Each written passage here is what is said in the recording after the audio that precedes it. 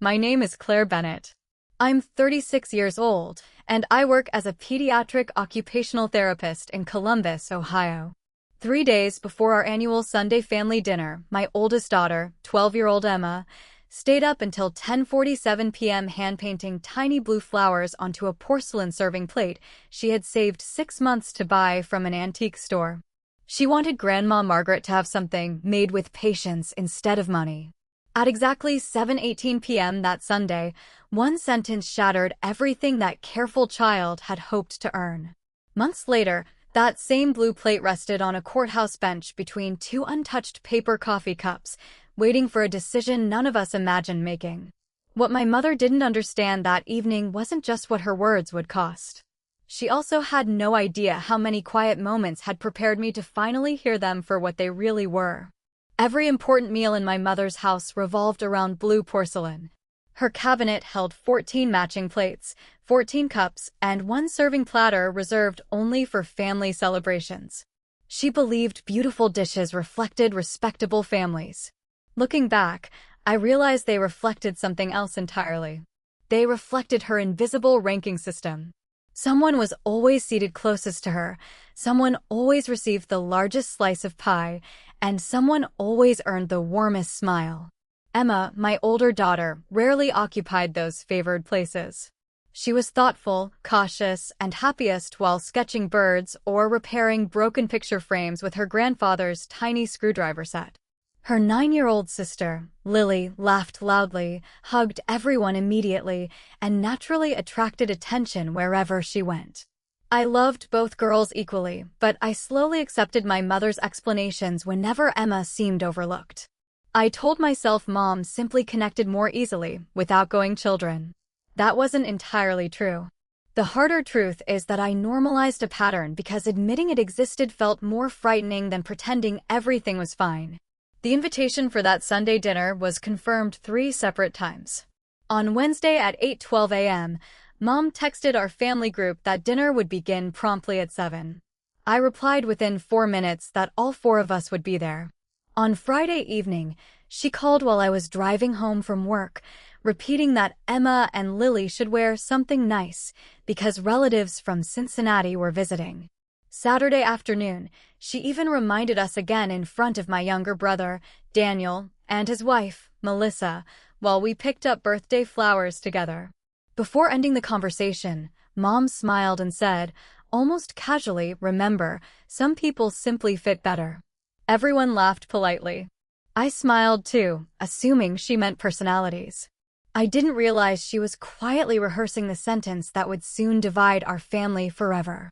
Sunday arrived with the kind of quiet autumn weather that usually made my mother's house feel welcoming. Emma carried the blue porcelain plate with both hands all the way from the car, refusing to let anyone else touch it. She had wrapped it in 2 white kitchen towels and a layer of bubble wrap she had saved from one of my online deliveries. At exactly 7:18 p.m., after everyone had filled their plates and settled into their seats, my phone buzzed with a text from Mom that simply read, *, come into the kitchen for a second. *, I thought she needed help with dessert. Instead, standing beside the counter, she glanced toward the dining room where my daughters were laughing together and said in the calmest voice imaginable, "Keep the sweet one. Return the older girl. Some people simply fit better." Behind her, the blue porcelain plate Emma had spent months preparing rested on the dining table, surrounded by candles she had carefully arranged only 15 minutes earlier. For several seconds, I honestly believed I had misunderstood her. I waited for a smile that would reveal it had been an awkward joke. None came. My mother simply adjusted a folded linen napkin and looked back toward the dining room as though she had commented on the weather. At 7:19 p.m., the grandfather clock in the hallway chimed once, breaking the silence between us. I asked quietly, "What did you just say?" She answered without hesitation. "You heard me. Lily is gentle. Emma is difficult. Keep the sweet one. Return the older girl. Some people simply fit better." She spoke with the confidence of someone convinced she was offering practical advice instead of cruelty.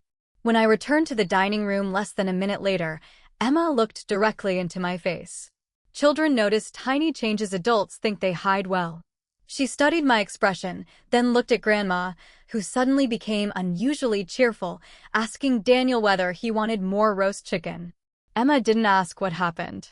She simply slid the serving plate a little closer to my mother and said softly, "I hope you like the flowers. I tried to match the cups in your cabinet." It was impossible not to hear the hope in her voice. Mom thanked her with a distracted nod before reaching for the potatoes. Emma noticed. She always noticed. She didn't cry. She didn't complain. She simply folded her hands in her lap and ate more slowly than before. Watching her accept that tiny dismissal without protest hurt far more than if she had burst into tears. It reminded me of every Christmas when Lily received louder praise, every birthday when Emma's thoughtful gifts earned only brief thanks, every school concert where Mom complimented Lily's smile but forgot to mention Emma's piano solo. Those memories line themselves up with painful precision, as if someone had finally switched on the lights inside a room I had spent years avoiding. The person I was most disappointed in wasn't my mother. It was me. I had mistaken peace for kindness. I had called it keeping the family together whenever Emma quietly absorbed another small disappointment. Looking back, I wasn't only someone who had been hurt by my mother's favoritism. I had become someone who allowed it to continue. The next morning, after dropping Emma and Lily at school at exactly 8:05 a.m., I called the first person I believed would understand, my younger brother, Daniel. I repeated Mom's exact words without exaggeration, hoping hearing them aloud would make them sound as unbelievable to him as they had to me. Instead, he sighed and said, "Claire, you know how Mom talks. Don't make it a thing. She probably meant Emma needs a stricter environment." His explanation landed with the same dull weight as the sentence itself. An hour later, at 9:42 a.m., I met my Aunt Susan for coffee. She listened quietly, stirred exactly 2 packets of sugar into her drink, and finally shrugged. "Margaret's always been blunt. If you keep pushing this, you'll divide the whole family." Neither conversation questioned my mother's behavior. Both questioned my reaction. The permission I needed came from someone I hadn't expected. At 4:18 p.m., Emma's art teacher, Mrs. Alvarez, called because Emma had forgotten her sketchbook. Before hanging up, she mentioned something almost casually. She stayed after class today helping another student finish a project. She has an unusual kindness. I hope someone tells her that often. I thanked her, then sat in my parked car for nearly 15 minutes. A woman who had known my daughter for 8 months saw her value more clearly than some relatives had in 12 years. For the first time since Sunday, someone reacted correctly, not with excuses, not with damage control, but by reminding me who Emma actually was. That simple conversation gave me permission to stop defending the people who refused to defend her. That evening at 6:31 p.m., I called my mother. I kept my voice steady and offered the most generous compromise I could imagine. I told her she didn't need to apologize publicly. We didn't have to revisit the dinner in front of the family. I asked only for a private conversation with Emma, a sincere acknowledgement that those words should never have been spoken, and a promise that nothing like it would happen again. There were no demands, no threats, no conditions beyond basic respect. I genuinely wanted to believe we could repair what had broken. She didn't pause long enough to consider it. Instead, she laughed once, a short, dismissive sound, and said, "Some people simply fit better." Then her voice hardened. "If you force this issue, don't expect invitations to family holidays. Daniel won't choose sides. Your aunts will hear your version, but they'll hear mine too. Think carefully before you teach your girls to turn against their grandmother. You'll regret making me the villain." One sentence became another, each carrying a different kind of pressure. Our family traditions, our relationships, even my daughter's sense of guilt were suddenly bargaining chips. She wasn't trying to solve the conflict anymore. She was trying to make the cost of disagreeing with her feel too expensive to pay. When the call ended at 6:44 p.m., I looked at the blue porcelain plate still resting on our dining table. For the first time, I stopped wondering how to earn my place in my mother's world. Instead, I started wondering how to build a better one for my daughters. That decision came quietly at 7:10 a.m., The following Saturday, while I was washing the blue porcelain plate Emma had painted, I finally understood something I should have learned years earlier. I didn't need a better seat at my mother's table. I needed a table where neither of my daughters would ever wonder if they belonged. I reserved the community room at Riverside Park for October 18, ordered simple food from a neighborhood bakery, and invited every relative without exception, including my mother. Her chair remained on the guest list because I wasn't building a celebration around revenge. I was building one around dignity. As I sealed the invitations, one thought settled into me with unexpected calm. Peace isn't staying where you're tolerated. Peace is creating a place where no one has to earn their worth. ***. Before sending the family announcement, I opened my phone and wrote the message I wanted to send. The first draft read, ***, if anyone believes children should be ranked, don't bother coming. ***, I deleted it after 30 seconds. My second draft was even harsher. ***, Emma deserved better than every adult who stayed silent. That one was true, but it would only invite arguments about guilt instead of responsibility. I erased it too. At 8:46 a.m., I finally sent the only message that reflected the future I wanted. ***, we'll be hosting our own family gathering on October 18th at Riverside Park. Everyone is welcome. The only expectation is that every child and every adult will be treated with equal kindness and respect. We'd love to see anyone who can join us. There were no accusations, no references to Sunday dinner, and no demands for apologies. My mother's reply arrived exactly 4 minutes later. It contained only 7 words. Some people simply fit better. Good luck. I stared at the screen for a moment, then locked my phone without answering. For the first time in years, silence felt stronger than another explanation. The afternoon of October 18 was cool enough that everyone wore light jackets. Riverside Park wasn't elegant. The folding chairs didn't match. One balloon escaped into the trees before the guests even arrived, and my brother accidentally dropped an entire tray of lemonade cups onto the grass. People laughed, cleaned it up together, and kept talking. Emma spent nearly an hour helping the younger cousins decorate cookies, patiently showing each child how to spread icing without breaking the edges. She never tried to become the center of attention, yet people naturally gathered around her.